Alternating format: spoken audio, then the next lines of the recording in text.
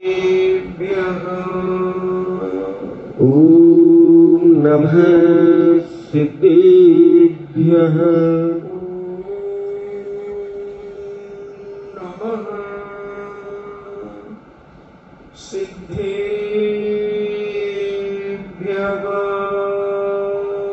ॐ नमः सिद्धेभ्यः। नमः सिद्धेभ्यः। ॐ नमः सिद्धेभ्यः। नमो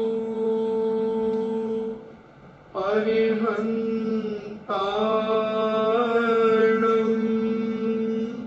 नमो अरिहन्तार्णम्। नमो सिद्धार्णम्। नमो सिद्धार्णम्। नमो आयर्याणम्।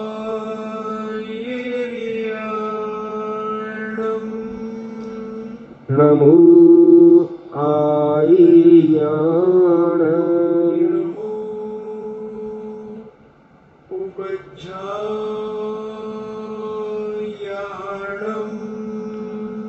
नमो उवज्जायाणम्। नमो लोये सव्यसाभूणम्।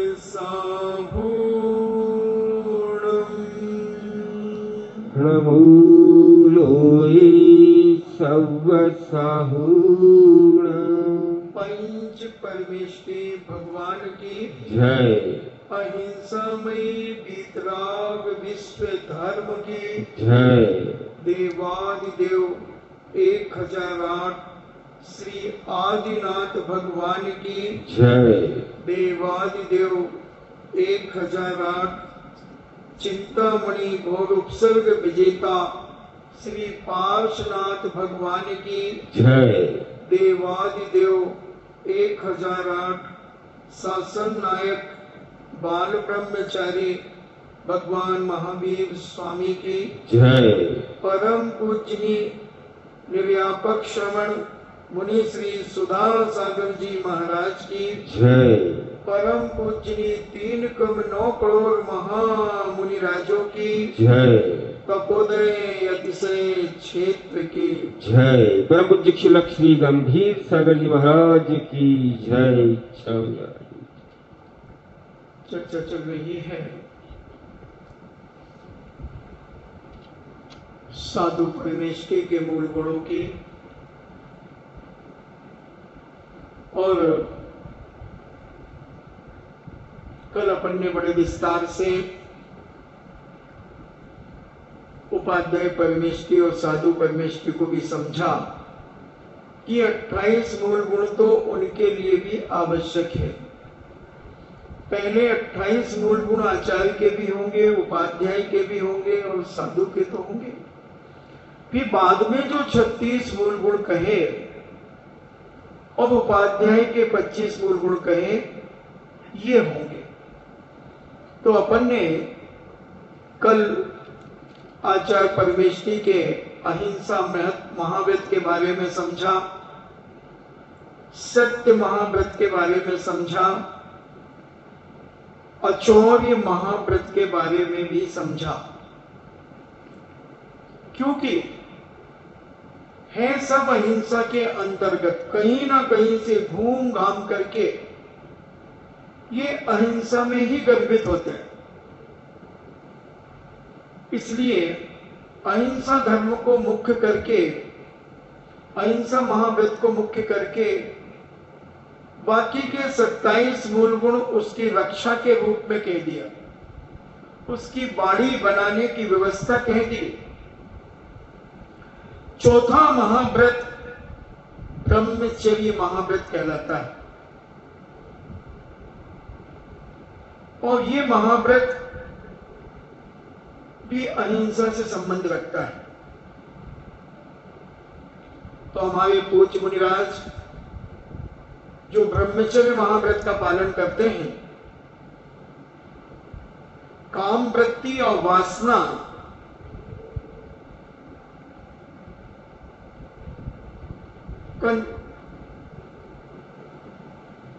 का निर्गमन तो अपने अंदर से निकाल देते हैं।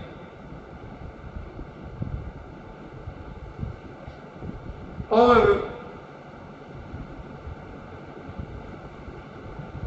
अपने जीवन में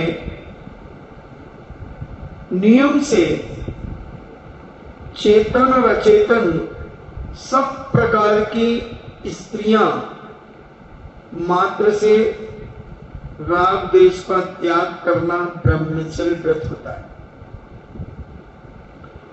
इन्हें उनसे किसी भी प्रकार का राग द्वेष नहीं करना। चेतन और अचेतन, चेतन तो आप जानते ही हैं, त्रियंच भी हो सकता है, इन्हें त्रियंच भी हो सकती है, देवियां हो सकती हैं, ये सब चेतन स्त्री में आएंगी। और अचेतन मूर्तियां हो सकती हैं, चित्र हो सकते हैं, आदि आदि प्रकार से आकृतियां हो सकती हैं। इन सभी चेतन अचेतन जो स्त्री जाति के फोटो और स्त्री जाति होती है, उनका काम वृत्ति और वासना का नियमन करके, यानी उनका नियम करके चेतन अचेतन सब प्रकार की स्त्रियों के प्रति राग द्वेष भाव का त्याग करना ब्रह्मचर्य महाव्रत है। ये बहुत थोड़े रूप में बताया जा रहा है। विस्तार से पूज्य मूलाचार्य में, आचार्य सार में, अंगार धर्मामृत में, मूलाचार्य प्रदीप में, आदि आदि आचार्यों ने इस संबंध में लिखा। तो ऐसा ये ब्रह्मचर्य महाव्रत हमारे पूज्य मुनिराज अपने अंतरात्मा में धारण करते हैं। पांचवा महाव्रत परिग्रह अपरिग्रह महाव्रत, जो 10 प्रकार के बाह्य परिग्रह और 14 प्रकार के अंतरंग परिग्रह होते हैं। इन सभी परिग्रहों का त्याग करना अपरिग्रह महाव्रत है।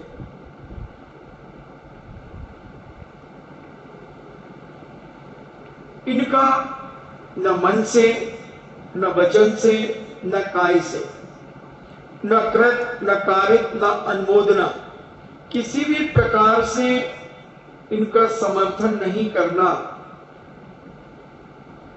तो ऐसे परिग्रह की परिभाषा मूर्छा परिग्रह, किसी भी ऐसी वस्तुओं के प्रति मूर्छा कर लेना वह परिग्रह हो जाता है। भले हम ना ले, मगर उसको लेने की इच्छा अगर हमारे मन में है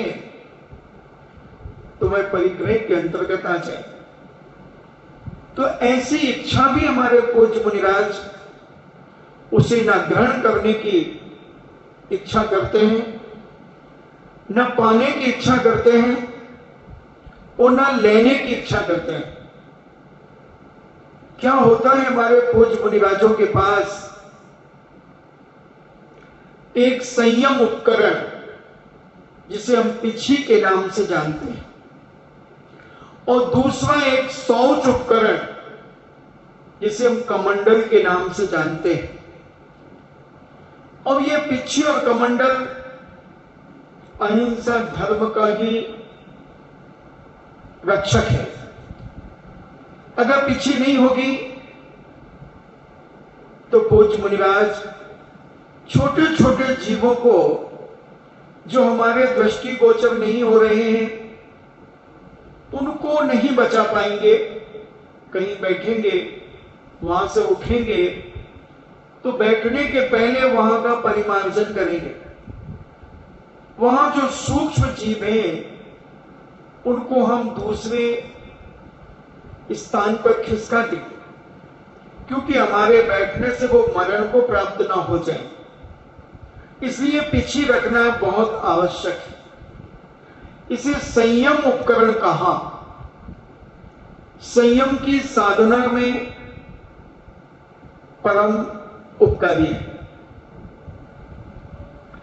तो इसका ये परिग्रह के रूप में नहीं आता। अभी परिग्रह के बारे में और अपन चर्चा करेंगे। और कमंडल, क्योंकि परिहार विशुद्धि तो है नहीं, मलमूत्र तो होगा ही होगा। तीर्थंकर की बात अलग है कि तीर्थंकर जन्म से ही मलमूत्र से रहित होते हैं और वो दीक्षा लेकर के उन्हें पिछी और कमंडल की कोई आवश्यकता नहीं हुआ करती। तो ऐसे पिछी और कमंडल हमारे दिगंबर साधु रखते हैं, मगर इसमें भी वो मूर्छा नहीं करते। बहुत बड़ी बात है। पूज्य आचार्य श्री ने एक बार बताया था, मूर्छा परिग्रह सूत्र की व्याख्या कर रहे थे, तो उन्होंने कहा, तो उनसे पूछा कि महाराज हमारे पास पात्र है, तो अगर इसको कोई लेकर के जाता है तो हमें क्या करना चाहिए? उन्होंने कहा कि अगर तुम उसे चिल्लाते हो मेरा पात्र ले जा रहा, उसके पीछे दौड़ते हो, तो ये तुम्हारा परिग्रह हो जाएगा। और उससे इतना कह सकते हो कि भैया तुम्हारे क्या काम का, ये तो मेरे आहार चर्या में काम आता है और मैं इसे इसलिए रखा हूं, और वो फिर भी नहीं मानता। एक दो बार कह दिया और नहीं मानता तो फिर मौन हो जाओ। उन्होंने तो यहां तक पीछे कमंडल तक के कह दिया कि अगर कोई तुम्हारी पीछे उठाता है तो उससे को भैया आपके काम की नहीं है, ये हमारे काम की है, जीवों की रक्षा करने के लिए। अगर वो कहता नहीं मैं ले जाऊंगा, क्यों, आपके क्या काम है? दो तीन बार जब वो बाध्य कर दे तो आप ध्यान में बैठ जाओ, वो जाने उसका काम जाए। अगर तुम उसे झड़प करते हो तो फिर मूर्छा के अंतर्गत, तो परिग्रह के अंतर्गत आ जाएगी। तो ऐसे परिग्रह, मूर्छा जहां जिन जिन चीजों पर मूर्छा होगी वो सब परिग्रह के अंतर्गत आ जाएंगे। इसलिए पूज्य उमा स्वामी महाराज ने तत्वार सूत्र में परिग्रह किसे कहा जाए, किसे, कौन है परिग्रह, क्या है परिग्रह? तो मूर्छा जहां लेने की इच्छा हो, ग्रहण करने की इच्छा हो, उसकी सुरक्षा करने की इच्छा हो, संरक्षण करने की इच्छा हो, वो सब परिग्रह के अंतर्गत आए।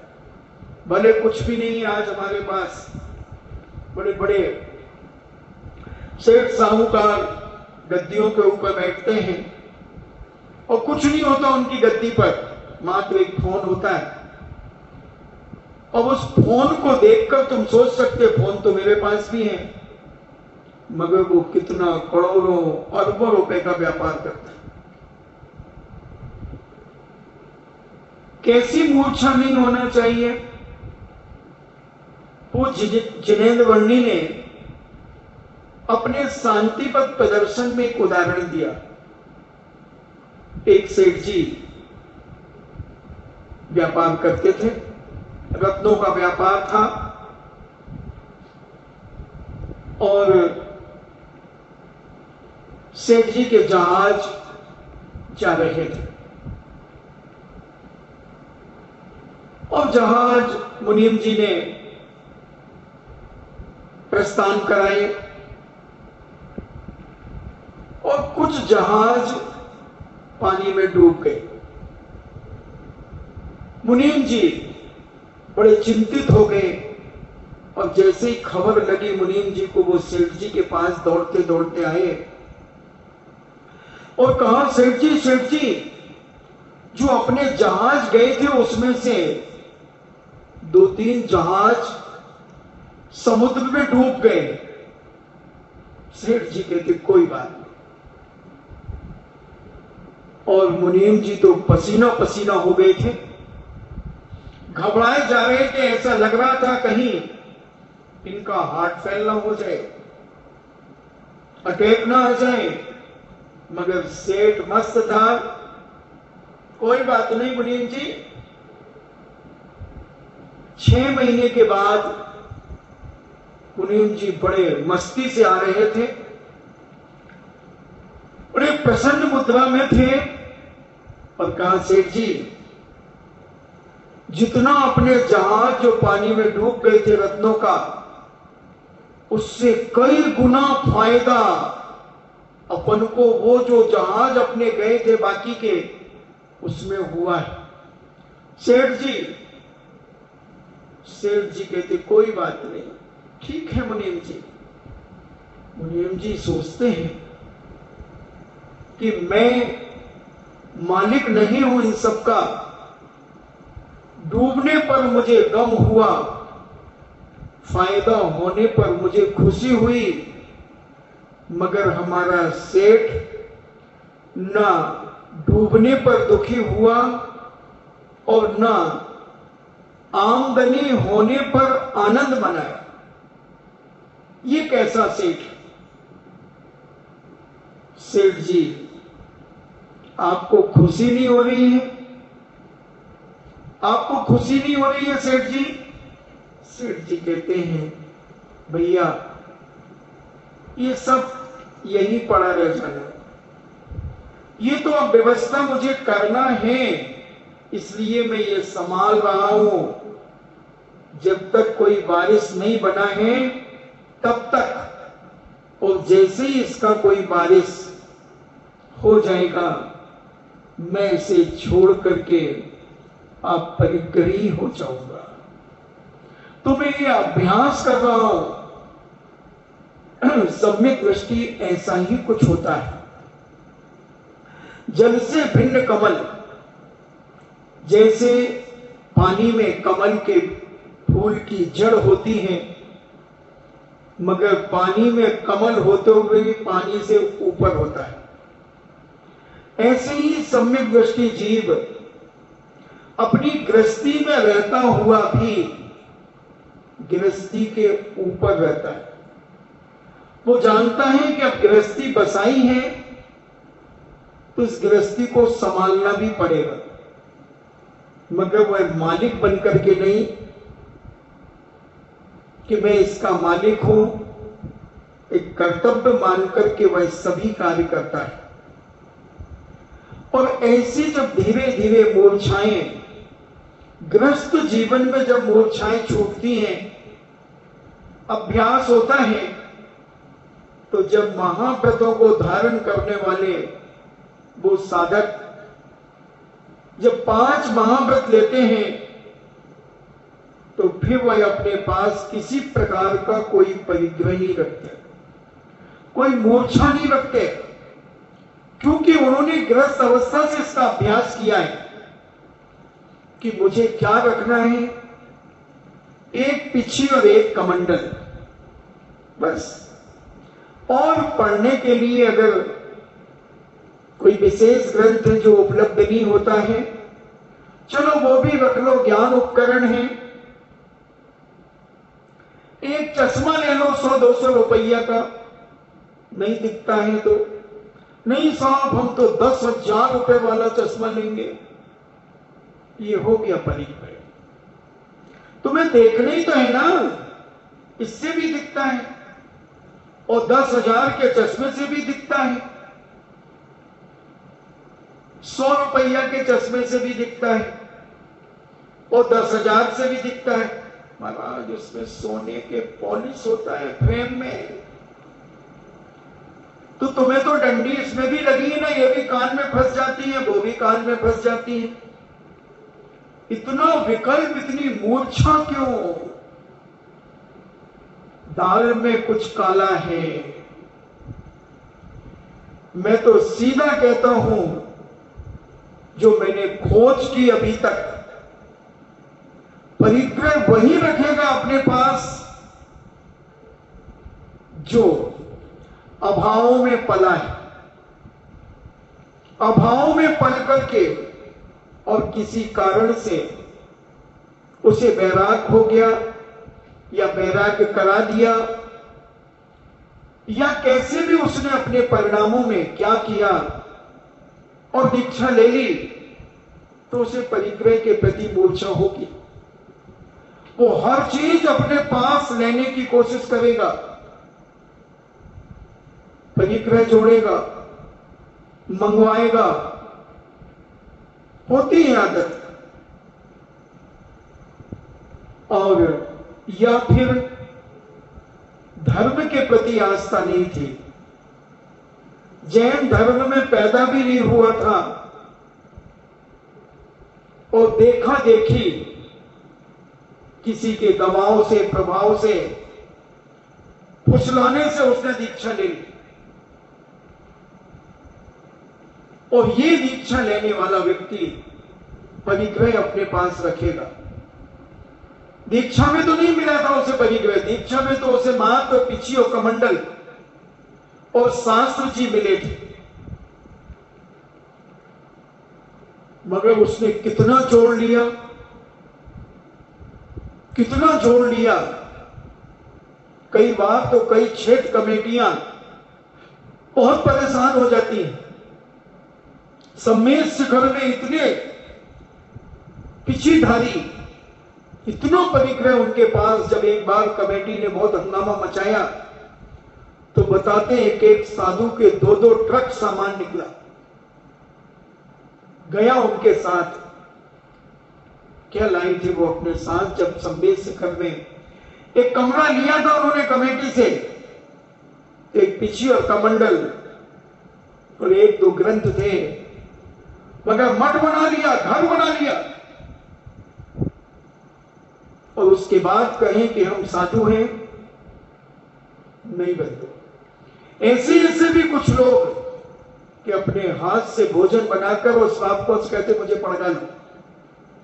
मैंने अपनी सभी आंखों से देखा है,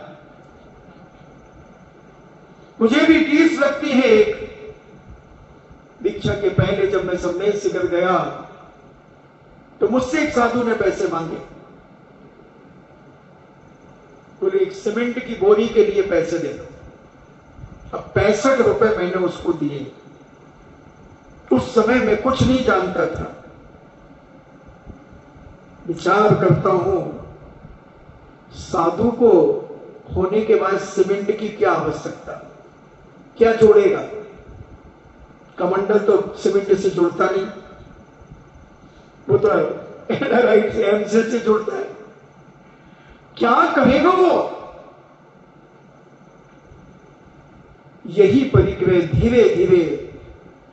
और पूज्य कुंद स्वामी महाराज कहते हैं, तिलतुष्मात परिग्रह रखने वाला निगोद पात्र। एक तिल के बराबर भी अगर उसको किसी कुछ चीज के प्रति मूर्छा है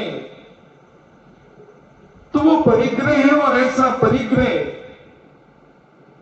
निगोद भेज रहे हैं पूज्य कुंद स्वामी, जो साक्षात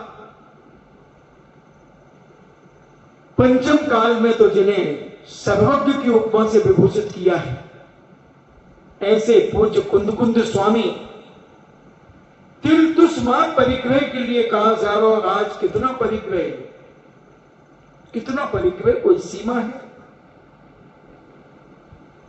इसलिए ये 5वां महाव्रत पता ही नहीं चल पाता कि कहां खंडित हो जाता है, कब खंडित हो जाता है। कभी मन से खंडित हो जाता है, कभी वचन से खंडित हो जाता है, कभी काय से खंडित हो जाता है, कभी कृत से खंडित हो जाता है, कभी कार्य से खंडित हो जाता है, कभी अनुमोदना से खंडित हो जाता है। कई बार कह देते हैं ये हमारे माता पिता, वाह, अभी भी माता पिता तो छुओ पैर, माता पिता के तो पैर छूता है बच्चा, अब छुओ। नहीं, पहले थे, तुम्हें कहने की जरूरत क्या थी? जैसे इतने श्रावक बैठे थे, उनको भी श्रावक मान के बैठे रहने देते। उनको देखकर भी एक विशेष मुस्कुराहट, एक विशेष भाव क्यों आया? इन्हें आपने अभी माता पिता छोड़े नहीं है, तो ये चेतन परिग्रह हो गया, चेतन परिग्रह हो गया। कभी आप अपने नगर में गए और जिस मकान में आप दीक्षा के पहले रहते थे, वो मकान पर आप नजर डाल गए, यूं देख, क्यों देख रहे? महाराज जी आप यहीं कहीं रहते थे ना? हाँ, ऐसे बताए, यहीं रहते थे। हाँ, अचेतन परिग्रह, मूर्छा, मौन हो जाते। अरे हमारे महाराज तो वैद्य जी की ने भी पूछा, महाराज जी आप ठीक हो गए? तो भी महाराज ने जवाब नहीं दिया, मौन हो गए। वह मरकर के त्रियंच बन गया, बंदर बन गया वैद्य, और मुनिराज के ऊपर डाल तोड़ करके मार दी, तो भी मुनिराज कुछ नहीं बोले। दवाई पुनः लगा दी, तो भी कुछ नहीं बोले। और हम तो पहले से घोषणा करते हैं, वो आ रहे हैं, जरा देख लेना उनको, खबर हमरा दिलवा देना जरा, वो आ रहे हैं। महाराज जी कौन आ रहा है? समझती नहीं हो यार तुम। फिर दूसरा, अरे महाराज के मम्मी पापा आ रहे हैं ना? अच्छा अच्छा अच्छा, महाराज जी कब आ रहे हैं? हम लेने लेने तो जाना ही पड़ेगा, पागल हो क्या? वो पहली बार आ रहे हैं, उन्हें थोड़ी मालूम है कि बिजोलिया कहाँ पड़ता है। कोटा चले जाए महाराज? या पूछ रही हो, पहले संकेत कर दिया था ना। बारे महाराज वाह, और ऐसे भीतरागी बन गए फिर आकर के। ये सब मायाचार है। कितना होता है, कितना होता है बंधु, तुम तो जानते हो। सम्मान कराते हैं माता पिताओं का, परिवार के लोगों का, कमेटी से कहकर के। कमेटी अपने आप करे, क्या करना, अपन को दुनिया का हो रहा है, और ऐसे बैठे रहते। हाँ, साल उड़ाओ, साल भी लो। हाँ महाराज जी उड़ा रहे, साल भी उड़ा रहे। क्या है ये? अभी माता पिता नहीं छोड़े चेतन परिग्रह। कृत करवा रहे हैं, कर रहे हैं, कार्य करवा रहे हैं। फिर श्रावक कमेटी ने पूछा, महाराज जी कोई कमी तो नहीं थी ना? अच्छा हो गया, देखो हम लोग समझते नहीं महाराज जी, हमारे नगर में पहली बार चतुर्मास हुआ है, हम साधुओं से इतने संपर्क में भी नहीं है महाराज जी, कोई गलती हो गई तो क्षमा। नहीं, अच्छा कोई लिफाफा तो दे दिया था? हाँ महाराज जी लिफाफा, हाँ बस ठीक है, बहुत अच्छा। क्या छोड़ा? खूब हो रहा है, क्योंकि मेरी तो एक आंख और एक कान सारे भारत में घूमता है। कान सुन लेता है और आंख देख लेती है। उसके बाद भी हम अगर मुनिराज मानते हैं, संत मानते हैं, तो मेरी तो अंतरात्मा गवाही नहीं देती, मेरी अंतरात्मा गवाही नहीं देती है। एक मूल गुण साक्षात खत्म हो गया। आप परिग्रह नाम का मूल गुण खत्म हो गया बंधुओं। अब 27 मान्य नहीं है, अभी तो और कितने खंडित होंगे, अभी तो और मैं देखता हूं। अभी तो मैंने 5 की ही दुर्दशा बताई। 5 में भी अभी चाहूं तो मैं इन पे एक दिन और व्याख्या कर सकता हूं, 2 दिन व्याख्या कर सकता हूं एक महाव्रत के ऊपर। मगर आप सब समझदार हैं, सब जानते हैं मगर ये मैं मोटी मोटी बात तो तुम्हें कम से कम बता ही दूं कि ऐसा होता है। बैंक बैलेंस है बैंक बैलेंस, लाखों रुपए के बैंक बैलेंस। छोटे साधु हैं तो उनके लाखों के, जो ख्याति प्राप्त है उनके करोड़ों के थे, करोड़ों के, 200-300 करोड़ रुपया भी था। अब भले वो साधु नहीं है तो वो रुपया तो ठिकाने लगा के ही गए हैं। कहां कहां भेजा, कितना कितना, वो भी मुझे पता है। क्या है सब?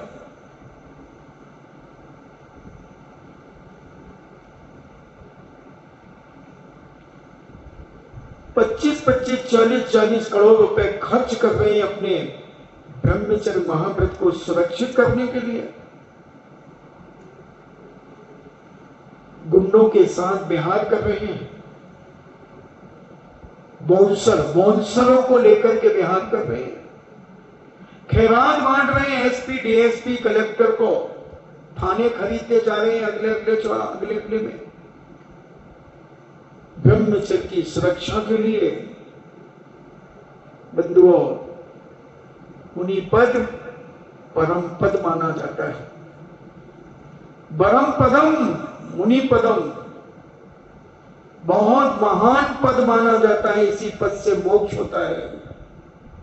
आचार्य पद से मोक्ष नहीं होता, उपाध्याय पद से मोक्ष नहीं होता, इस मुनि पद से ही मोक्ष होता है। निर्दोष अहिंसा व्रत का निर्दोष पालन, सत्य महाव्रत का निर्दोष पालन, अचौर्य महाव्रत का निर्दोष पालन, ब्रह्मचर्य व्रत का निर्दोष पालन और अपरिग्रह महाव्रत का निर्दोष पालन। मन में भी किसी चीज को लेने की इच्छा ना हो, मन में भी कोई चीज देख करके उसे छूने का भाव भी ना हो।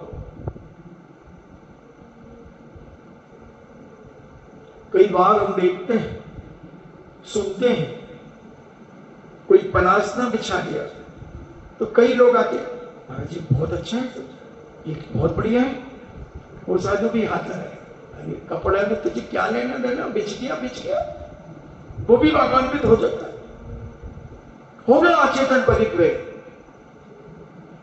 ये तो थर्मामीटर लगाए रखता है 24 घंटे। जैसे आपका बुखार आ गया तो डॉक्टर तो पूछेगा कि क्या बुखार क्यों आ गया, धूप में घूम रहे थे क्या किया, धूप में आकर के पानी पी लिया, गला चौक हो गया, बुखार आ गया। हाँ डॉक्टर साहब, मगर हमारे कर्म नहीं पूछेगा कि तुमने क्या किया, क्यों किया। वो तो सीधा कहेगा परिग्रह इनके पास है। नहीं मेरे पास कुछ नहीं, चौकी पे बिछा, मुझे क्या लेना देना। आपने छुआ था ना, अच्छा कहा था, बहुत अच्छा, बहुत बढ़िया, इसको अच्छे ढंग से बिछाओ, बहुत अच्छा। आपने अटैच हो गए ना उससे। आप कोरोना है ये, कोरोना, इससे दूर रहो, इसको स्पर्श मत करो, मन में भी नहीं सोचो। अच्छे बुरे की कल्पना चेतन अचेतन में क्या करना है। ऐसा जब हम अपने जीवन में करते हैं तब यह अपरिग्रह नाम का महाव्रत उन पूज्य साधु संतों के पास रहता है। कितना आरंभ है, गाड़ियां चल रही हैं, नाम लिखा हुआ है, मेरी गाड़ी में पेट्रोल भरा दो। मुनि महाराज कहते हैं मेरी गाड़ी में पेट्रोल भरा दो। तो 11 नंबर की गाड़ी होती है मुनि महाराज के पास। तो अब वो पेट्रोल तो समाज अपने आप देती है, उस पेट्रोल की चिंता क्यों कर रहे हो। तुम उठो तो 9:30 बजे, गर्मी में 9 बजे भी उठ जाओ, डाल देंगे डीजल पेट्रोल ऑयल सब डाल देंगे उसमें। नहीं, वो गाड़ी नहीं, वो हमारी गाड़ी। हमारा सामान चलता है ना, उसमें डलवाते हैं। तुम्हारा कौन सा सामान आ गया साहब? क्या दीक्षा में क्या क्या सामान मिला था आपको, ये बताओ। क्या क्या मिला था? मुझे पीछे मिली थी, कमंडल मिला था, शास्त्री जी मिले थे। कितने शास्त्री जी मिले थे? 3-4 भेंट हुए थे। तो आप पढ़ लिए आपने, चतुर्मास में तो पढ़ लिए होंगे 3-4। अब उनको वहीं छोड़ दो मंदिर जी में। अब क्या करना है? और जब पढ़ना हो तो दूसरे मंदिर की लाइब्रेरी से लेना, पढ़ करके फिर छोड़ देना। नहीं वो मिलते नहीं। अच्छा महाराज साहब, मैं अपनी पीठ पे ले जाऊंगा। कहां है आपका थैला शास्त्री जी का? नहीं मेरी गाड़ी में पेट्रोल भर। तो गाड़ी में वो क्या है महाराज? तुम ज्यादा विद्वान हो गए, ज्यादा समझदार हो गए, निकालो उसको बाहर। ज्यादा बातें करते हैं, गुड्डे भी रखते हैं साथ। धक्के मार करके उस व्यक्ति को बाहर निकलवा दिया, विद्वानों को पिटवा दिया। अभी लेटेस्ट कुछ साल की घटना। हम कुछ भी करें, तुम कुछ नहीं बोल सकते, तुम्हें बोलने का अधिकार है, मगर तुम भी कहते हो अरे ठीक है, वो जाने, उनकी काम जाने, अपन से तो अच्छे। अपन बहुत जल्दी अपना पल्ला झाड़ लेते हैं। नहीं, ये पल्ला झाड़ने से काम नहीं चलेगा। गलती करना और गलती सहन करना दोनों बराबर पाप का भागीदार है। बहुत विचार करने की जरूरत है, नहीं तो ये धर्म खत्म हो जाएगा। जब शिष्टाचार इतना बढ़ता जाएगा, परिग्रह मोक्षाएं बढ़ती जाएंगी, तो धर्म को मानने वाले कम होते चले जाएंगे, कम होते चले जाएंगे।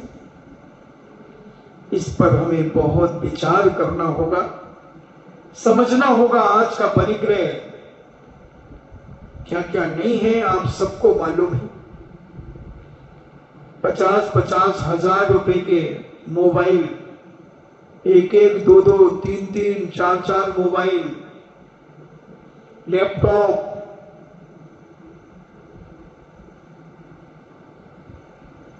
और मैं तो जानता नहीं, पता नहीं क्या क्या ऐसी चीजें आती हैं। पेन, 20-20 हजार रुपए के पेन, 1-1 लाख रुपए का पेन। अब ये परिग्रह में नहीं आएगा, समझना। बहुत सारे, कई तो ऐसे शोकेस में रखे हुए हैं लाइन लगा करके, बड़े बड़े शोकेस बनाए हैं, और कहते हैं ये मेरे भक्तों ने दिए मुझे, मेरे जन्मदिन पर ये पेन दिया था उसने, मेरी दीक्षा पर ये पेन दिया था। और ऐसे लगे कांच के शोकेस बने हुए हैं। अब बोलो ये परिग्रह है कि नहीं? मैंने एक सुनाई थी, एक घटना सुना दूं फिर से। बहुत पहले सुनाई थी कि मैं एक शांति पथ प्रदर्शन पढ़ रहा था 1993 के चातुर्मास में। तो एक पेन, जो 5 रुपए का एक पेन रेनाल्ट कंपनी का आता है, वो चौकी पे पड़ा रहता था। तो एक बच्चा आता, वो उसे उठा लेता। मैं कहता एक पेन रख दो। पेन क्यों उठाया? एक दिन हो गया, दूसरे दिन फिर उठाया, फिर हमने उसको इसी टोन में कहा, तीसरे दिन उसने फिर उठाया, इसी टोन में कहा। और उसी दिन मैंने शांतिपथ प्रदर्शन में एक छोटा सा उदाहरण पढ़ा था। देखना, पढ़ने से क्या फायदा होता है, स्वाध्याय करने से क्या फायदा होता है। और जब वो बच्चा चौथे दिन आया, तो मैं उदाहरण पढ़ करके बैठा था और वो पेन हाथ में लेकर के बैठा था। मेरा मन था कि ये पेन उस बच्चे को जैसे ही आएगा मैं दे दूंगा। और उसने पुनः कहा, महाराज जी लेके थोड़ी भाग रहे, आपने तो हाथ में उठा लिया पेन। मैंने कहा नहीं भैया, मैंने तुझे देने के लिए उठाया। और तू ये पेन नहीं लेगा तो मैं बहुत दुखी हो जाऊंगा। ये पेन तो मेरा गुणस्तान गिरा देगा। इस पेन के प्रति मेरी मूर्छा अगर हो गई तो ये 5 रुपट्टी का पेन मुझे परिग्रह में लाद देगा। ये पेन समाज का है, तुम भी समाज के हो, समाज की चीज समाज में जाने दो ना, तुम ले लो ऐसे। बोले महाराज जी मैं मजाक कर रहा था। मैंने कहा भैया तुम मजाक में तुमने मुझे बहुत बड़ी शिक्षा दे दी, बहुत बड़ी शिक्षा दे दी तुमने मजाक में। तुम इस पेन को ले लो दोस्त, नहीं तो मैं बहुत बड़ा पाप का भागीदार हो जाऊंगा। मैंने पढ़ा, आज ही पढ़ा जिनेन्द्र पंडित जी के शांतिपद प्रदर्शन में कि एक व्यक्ति किसी के घर पे एक लोटा छोड़ गया। आज मतलब 1993 लोटा छोड़ गया एक व्यक्ति, और 1 साल के बाद वो उस गांव में आया जहां लोटा छोड़ करके गया था। और उसने उनको नीचे से ही आवाज लगाई। उन्होंने कहा हाँ भैया हम तुम्हारा लोटा ला रहे हैं। देखना दोनों की भावनाओं को देखना। वो वहां से निकले उनके गांव से, उन्होंने आवाज लगाई उनके नाम से। उन्होंने कहा हाँ भाई हम तुम्हारा लोटा लेकर के आ रहे। हमें तो उसी दिन लग रहा था कि आप भूल गए, बिल्कुल मांझ करके हमने अलग से रख दिया था भैया। मैंने सोचा कि जब एक गृहस्थ एक मित्र का लोटा अपने जीवन में उपयोग नहीं कर सकता, नहीं कर रहा है, उसे चोरी का रूप मानता है या परिग्रह मानता है, तो मैं एक पेन से इतना मोहित क्यों हो गया। ये पेन, एक 5 रुपए का पेन मेरा तो गुणस्तान गिरा देगा। अगर 15 दिन से ज्यादा निकल जाते, 15 दिन से 1 सेकंड भी अगर ज्यादा हो जाता तो हम तो धड़ाम से 4थी सीढ़ी पे आ जाते। और 6 महीने से अगर 1 सेकंड ज्यादा निकल जाता तो हम तो पहली सीढ़ी में आ जाते। गजब, एक पेन की मूर्छा मुझे गिरा सकती है। हमने उसको बहुत प्यार से वो पेन दे दिया। तो पढ़ने से ये फायदा होता है, अपने व्रतों की रक्षा हो जाती है, अपने नियम का पालन हो जाता है। इसलिए स्वाध्याय करते रहना चाहिए। जब समय मिले, जैसा मिले, पढ़ो। कभी ना कभी तुम्हें वो संबल देगा। तुम कहीं, जब तुम्हारे पैर कहीं लड़खड़ा रहे होंगे, तुम्हें वो संबल देगा। और आज स्वाध्याय के अभाव में परिग्रह बढ़ जाता है, मूर्छा बढ़ जाती है, और इतनी तृष्णाएं, लालच बढ़ जाता है, हर चीज का लालच बढ़ जाता है,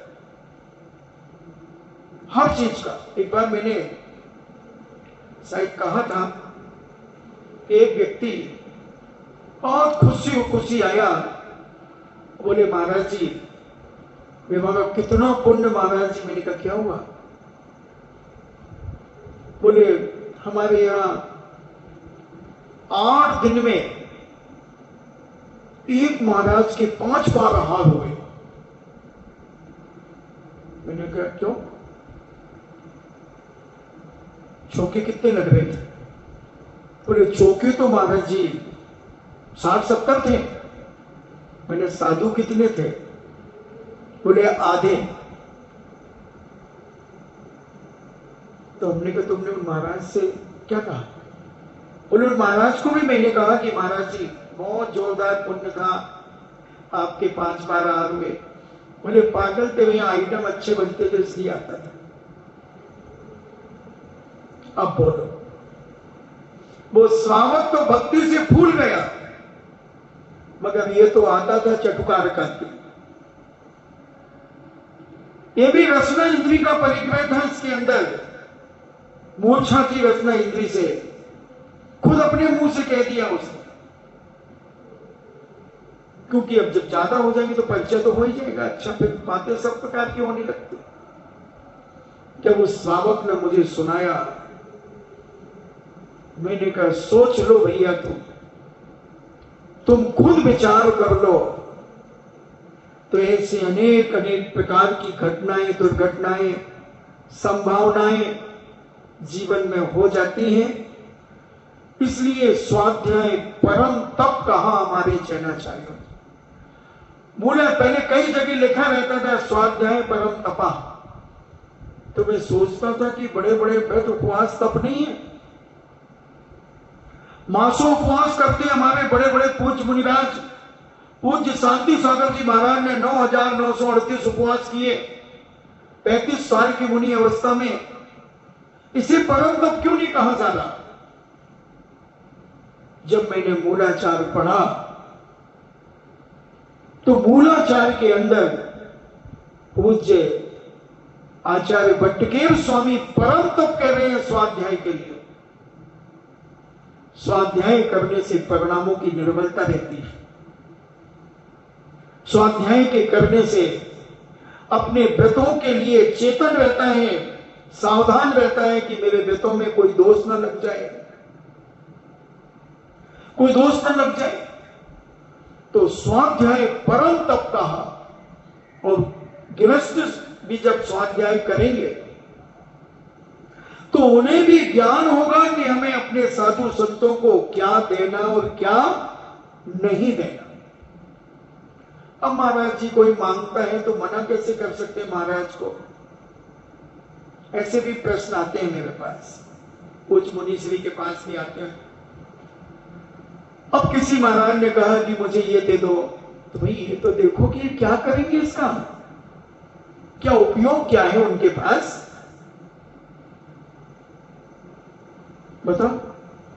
शास्त्र मंगाए हो तो भी चलो भाई, तुमने अपना शास्त्र उस सामने श्रावक को प्रभावित करने के लिए अपना शास्त्र दे दिया होगा कि चलो तुम पढ़ो, तो तुम दूसरा मंगा लिया, चलो कोई बात नहीं, ये भी थोड़ा ही दोष है। फिर तुम और ऐसी चीजें मंगा रहे हो जो तुम्हारे दूर दूर तक तुम्हारे उपयोग में नहीं आना है, और तुम ला करके दे रहे हो। तो हमारे संत महंत भगवंत कहते हैं दोनों दोषी हो, दोनों दोषी हो, डिफेक्टिव पीस हो दोनों। क्यों दिया आपने जब उनके जरूरत में ही नहीं थी? हीटर दे दिया, कूलर दे दिया, पंखा दे दिया, एसी लगा दिया, क्यों लगाया? अगर उनके उपयोग में होती तो फिर उनके गुरु महाराज दीक्षा में देते ना। ऐसी अनेक चीजें जो महान परिग्रह के अंतर्गत आती हैं, और तुम स्वयं डूबते हो और उनको भी डुबाने का पूरी ताकत लगा देते हो। इसलिए परिग्रह महाव्रत को समझें और अपने जीवन में इसको समझने का प्रयास करें।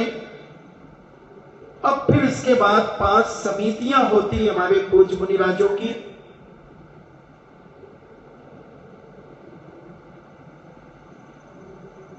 और ये समितियां संप्रमाद रहित इति प्रवृत्ति को समिति कहते हैं।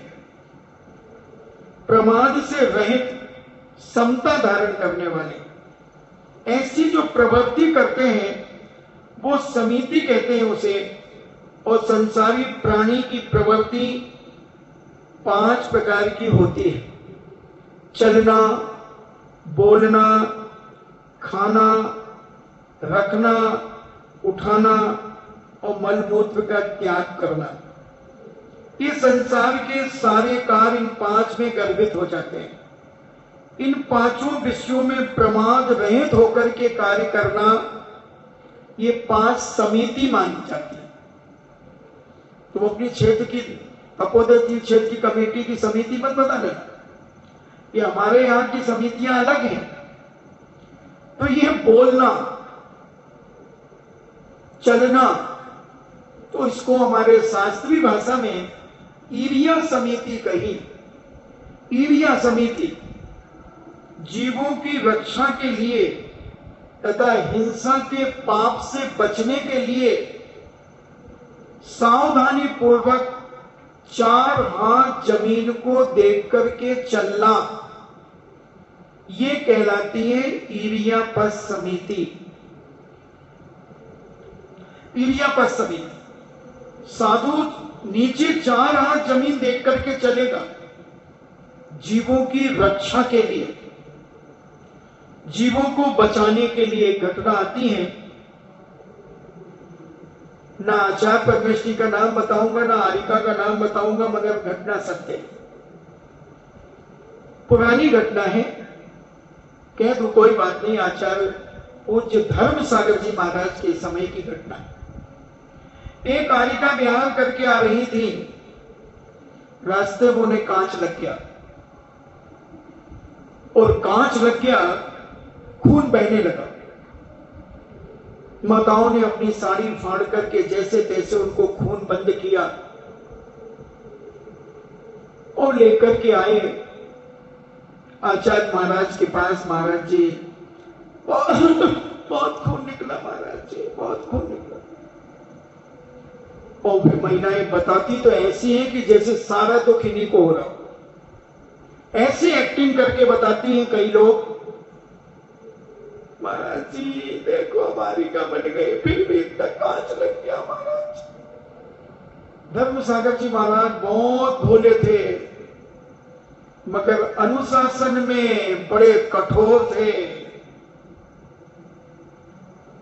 और जब पूज्य आचार्य श्री के पास जब ये बात गई, तो आचार्य श्री कहते हैं क्या हुआ? बोले कांच लग गया, बहुत खून निकला महाराज जी। हाँ ठीक है, एक उपास कर लेना, आज ही कर लेना। मैंने कहती महाराज जी कैसी कर रहे हो, बिहार करके आई है, आहार तो कर लेने दो, फिर बाद में दे देना प्रायश्चित। चुप रहो, समझती नहीं हो? उसकी जगह अगर मेंढक होता तो कांच की जगह तो कॉकरोच होता तो क्या फटकारा महाराज साहब ने। मजाक ही ये समिति, इधर उधर कौवे जैसे मुंह करके चल रही होगी, नीचे देख करके चलना चाहिए, कांच कैसे लगा।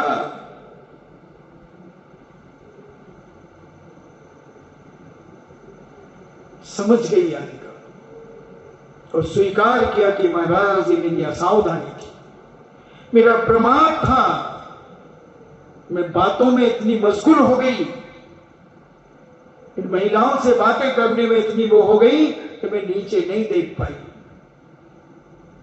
ग्लानि हुई उन आरिकाओं को, आरिका जी को, और उन्होंने उस प्रायश्चित को बहुत खुशी खुशी स्वीकार किया। इसलिए हमारे आचार्य श्री कहते हैं कि हो सके जितना कम बोलो बिहार में, नीचे देखो, इधर उधर की बातों से कोई मतलब नहीं, तुम नीचे देखो, जीव कौन सा तुम्हारे पैर के नीचे आ जाए और मर जाए तो तुम पाप के भागीदार हो जाओगे। उसकी बातें तो कभी खत्म होंगी नहीं, और गृहस्थों की बातें तो जिंदगी में कभी खत्म होने वाली है नहीं। क्या लेना देना तुम्हें उनकी बातों से? और कोई काम की बात हो तो जब एक जगह बैठ जाओ, जब सुन लो। तो ईरिया समिति जीवों की रक्षा के लिए होती है कि वो किसी भी जीव की कोई हिंसा ना हो जाए, ऐसी करुणा और दया से भरा हुआ हमारा साधु अपनी ईरिया समिति का पालन करता हुआ अपनी चर्या को करता है। 4 हाथ जमीन देख करके, 4 हाथ यानी 6 फुट जमीन। मैंने सोचा कि 4 फुट क्यों कहा, 4 हाथ क्यों कही? मेरा सोच है कि अगर कभी साधु महाराज त्यागी गति भी 4 हाथ जमीन देख करके चलते, कभी अचानक गिर जाए तो भी प्रासुक जमीन पे ही गिरे, उनके गिरने से जीव का मरण नहीं होगा। 4 हाथ 6 फुट हो गया, और आदमी आज 5.5 पौने 6 फुट बहुत हो गए, तो उनका जो 6 फुट होंगे उनके हाथ भी थोड़ा बड़ा होगा। तो वो कितने सावधान थे हमारे आचार्य।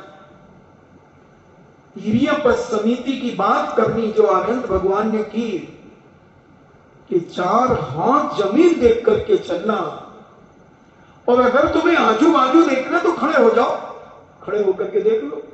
कौन सी फिल्म का पोस्टर देखना देख लो, कौन सी दुकान का पोस्टर देखना देख लो, कौन से भक्त की दुकान को आशीर्वाद देना खड़े होकर के दे दो। चलते चलते अगर तुम इधर दे रहे हो और उधर चल रहे हो तो तुम्हारी इरिया समिति में दोष है। रुक जाओ, अगर तुम्हें थोड़ा मोह जाग गया है श्रावक से तो रुक करके हाथ उठा करके और फिर चल जाओ। इरिया समिति इन्हीं मंगल भावना के साथ जिनवाणी स्तुति।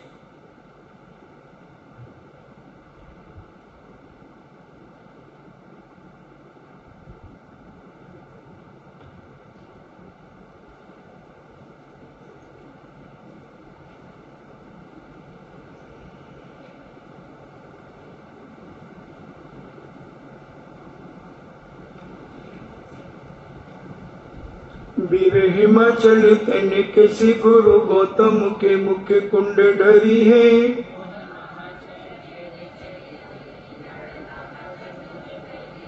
ज्ञान पयो निधि माही रही बहु भंग तरंगन सोचरी है।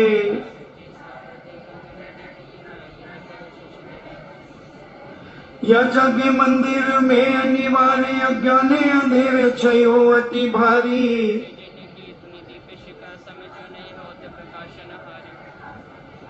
तो किस भांति पधारते पाति कहा नहीं तेरे हिते अभिचारी।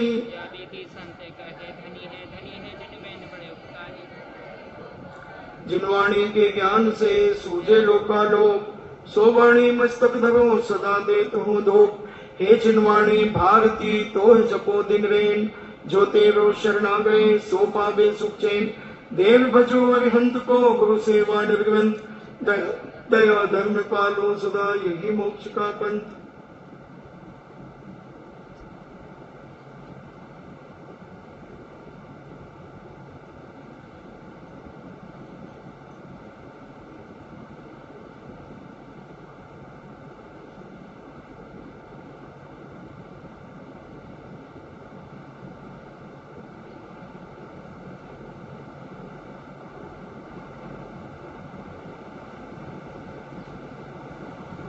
परम पूजनी द्वादशांग जिनवाणी माता के सुत देवता सुत देवता सुत देवता जैनम जेतु शासनम जैनम जेतु शासनम जैनम जेतु शासनम।